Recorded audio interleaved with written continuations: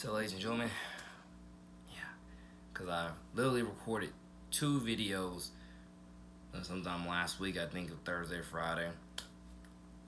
Recorded two videos, then it's still on my phone, so I have to wait to upload the two I just dropped two I just filmed. Reason why is because now I'm use iMovie to upload these videos, which is iMovie is an app I'm very familiar with way back to my elementary school days. So, yeah, pretty sure I'm gonna be just focusing on the same stuff as usual.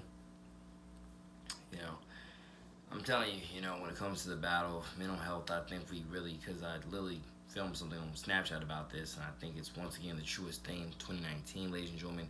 We need to wake up to the war on mental health, the battle with mental health. Reason why I say that, because I think mental health is very much way more than just having a few disorders here and there. I think mental health has to do with an even bought into mentality of some sort. Once again, because people, once again, why do people lie like they lie? And what I mean, I don't mean just telling what is quote unquote a little white lie here and there. I mean, they just lie, like religiously lie. They lie all the time. They do it for a living. They do it for a career. They do it every single day without any remorse, any regret. Dare I say, it might just be a demon at that point, because you shouldn't take pride and joy in anything like that in lying. It's absolutely a sin. You could even say a heinous act to an extent, but if not heinous, it's just definitely a sin, and it's not gonna do you good in the long run. I'm telling you, even when I tell a little white lie here and there, I think to myself, dang it, why did I say that? Why did I tell that? Because I know I'm better than that. I know that's not the ways of the Father. I know I can do better, and I know that once again, I market myself as a role model, a mentor to all the youth. I'm not ashamed of that. I'm absolutely proud of the way I market myself and the way I, for the most part, carry myself in Christ's name. And with that being said, that's one of the top reasons why I do at times have my own self-guilt, for lying about whatever it was, because once again, that's not what I'm teaching any of the kids of which who look up to me. That's one of the top things I can tell you. I'm telling them to steer as far away from as possible, is to never lie. I'm telling you, that is one of the most blatant, sins you could ever tell a child, is to lie. That's one of the most blatant sins you could ever tell them to do, honestly, and so on. You should always stand up for what is God, honest and real, truthful, and do what you can to uphold that by God for any means necessary, even if it costs you your life. Because once again, you know that if it does cost you your life, you know you're definitely going to heaven at the end of the day.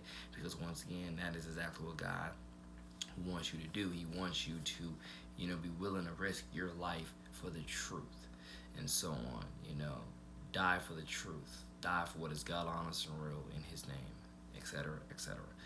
But I can tell you, one of the top things we're definitely dealing with in 2019 is a mental health crisis, and the mental health crisis is more of, I would definitely say, of bought into mentalities than it is any sort of, disorder itself, like ADHD, OCD, whatever you want to call it. So many I want to name, but so many I don't even know how to pronounce, dare I say, or I don't even come up to mind.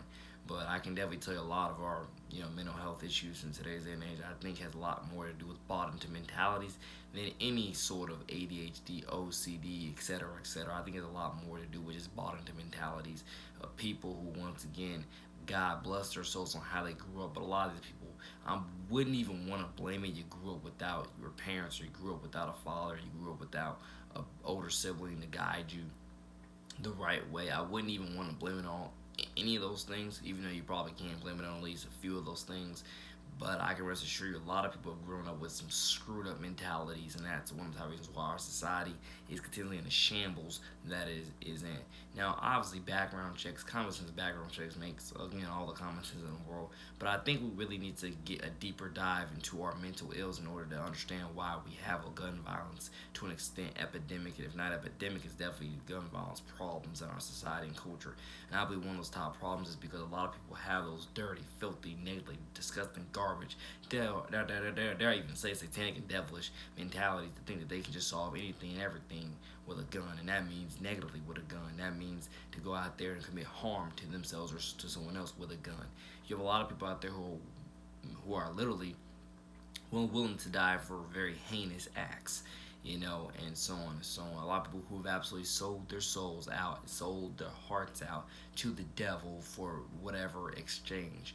And I can rest assure you that is, once again, what definitely happens in a society where, God is either taken out of, or a society where the faith in God is continuously definitely being either demonized or slowly shrinking, if not fastly shrinking, and we're just continuously screaming for answers, because this is one of the top reasons why I say the relationships between community and church has got to strengthen. But then the other problem with that, if you watch the other video that I did on this exact topic, a lot of people within the church are no freaking better than some of these, I want to say wackadoos or whatever you want to call it. There's someone no better. Some of these people working within the church they're stealing money from the church, they're molesting children, or they are, what's the third one? You dare preaching bigotry, and the fourth one I forgot what it was. Oh yeah, or they're secretly selling drugs, doing their own little undercover drug cartel little operation. And that's a part of one of the top problems that I can't stand within our society and culture, is that you know relationships between church and community need to start improving. But the problem is, how they're going to improve when the same people in the church who are supposed to be holding people accountable within the community are doing the exact opposite of that. And if anything, what they're doing is they're doing their own little undercover double life outside of church. How are we ever going to heal? I'm telling you, at this point in life, at 21 years old, like I said, I'm very blessed for life, because I definitely know, 2 or 3 years ago it was definitely different for me. Like I said before, if you never thought that your boy, the man, NJ2TheCity, ever dealt with suicidal actions or suicidal urges, really not actions, more of just urges, little, pesks here and there in my mental, you're definitely wrong. I definitely, dealt with my own little, hints and clues here and there of, dang, was this worth it anymore? And I definitely dealt with that. And the top reason why I dealt with it was, once again, pressure, and that's one of the top reasons why I can tell you I sympathize for almost anybody else out there who, feels like, they have those, suicidal urges or mental health urges, because I'm telling you, even though I don't know what I'm officially diagnosed with yet, I can understand it, to an extent now, because when pressure gets to you, what is your escape? That's one of the top biggest questions everybody needs to ask themselves. When pressure gets to you, negative pressure, where is your escape?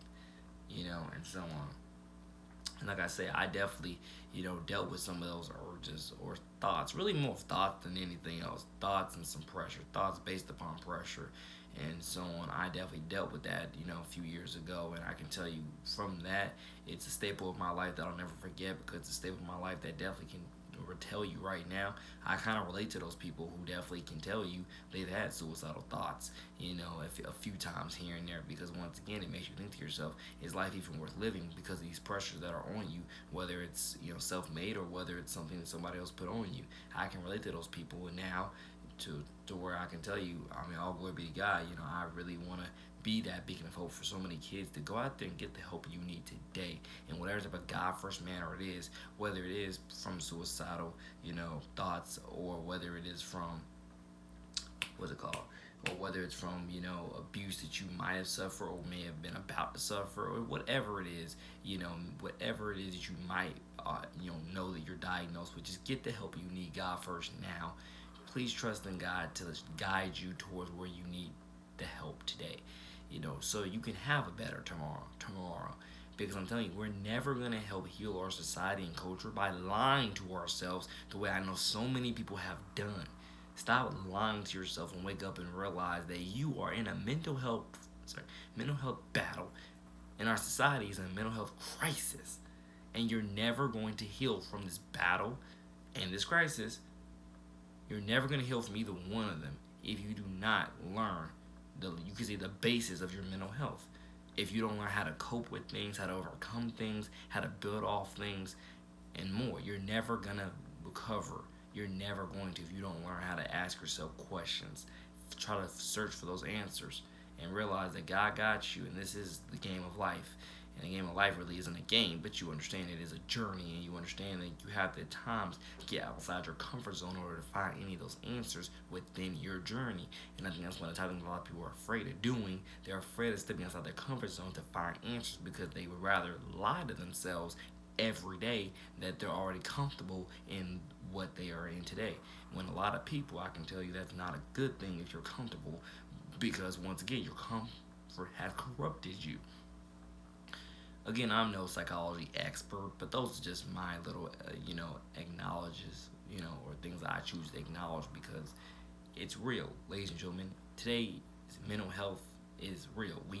I'm so open to admitting that I might have this disorder, that disorder, whatever's wrong with me. Even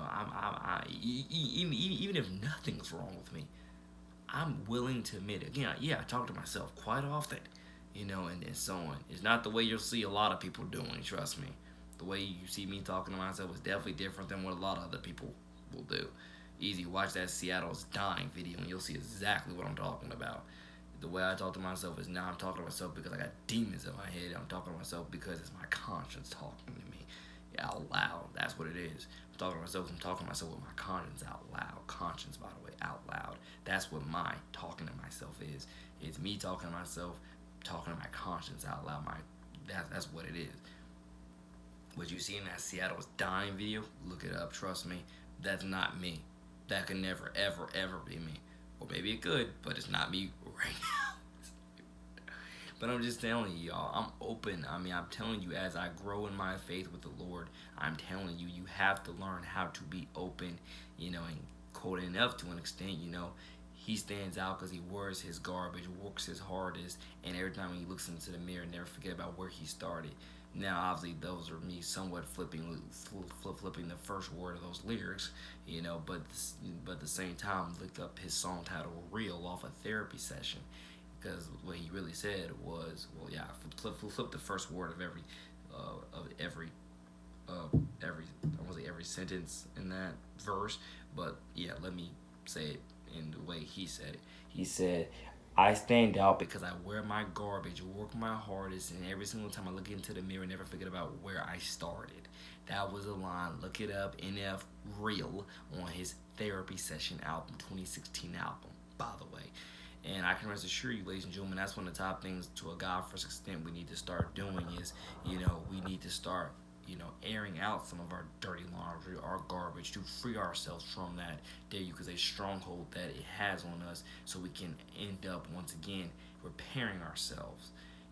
God can work on us, and that's what it is. We have to start being more open about our mental health. We have to start being open about our struggles, our challenges, our failures, our wins, our losses, our grief, our frustration, whatever it is. If you start being more open to it, trust me, you'll somewhere out there in this world, you'll find a vast support system of people who are not only feeling exactly like you, but are absolutely willing and ready to help you at a moment's notice, step by step, and help rebuild whatever part of your life, if not your entire life, piece by piece.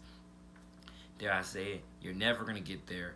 You're never going to get there lying to yourself. You're never going to get there in the dark, and you're never going to get there alone, dare I say it. A lot of us are trying to do it completely alone, and you're never really going to get there alone. Dare I say it, guys, not just doing this for saying that. You're really never going to get there alone. You're going to get there by, sacrificing your pride and sacrificing your ego and realizing, oh my goodness, I have this disorder. God, how can I use this disorder as, again, a testimony? How can I work with this disorder for the betterment of myself to help other people? How do I work with whatever it is I'm dealing with, the struggle, the struggle, all the struggle, challenge, you get the point. Every other word I've pretty much said previously.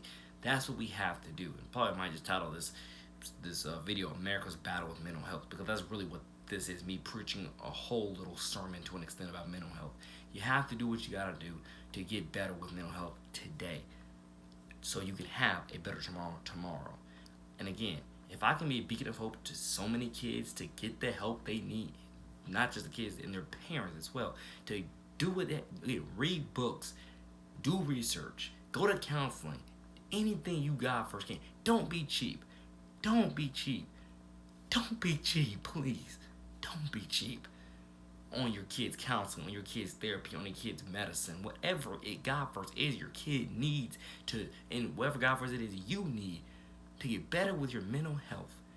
And another sentence that I have no time to say in this. But whatever you God first need to get better in your God first mental health, do it because you will God first. Love it towards the aftermath. God bless one, God first. Your boy.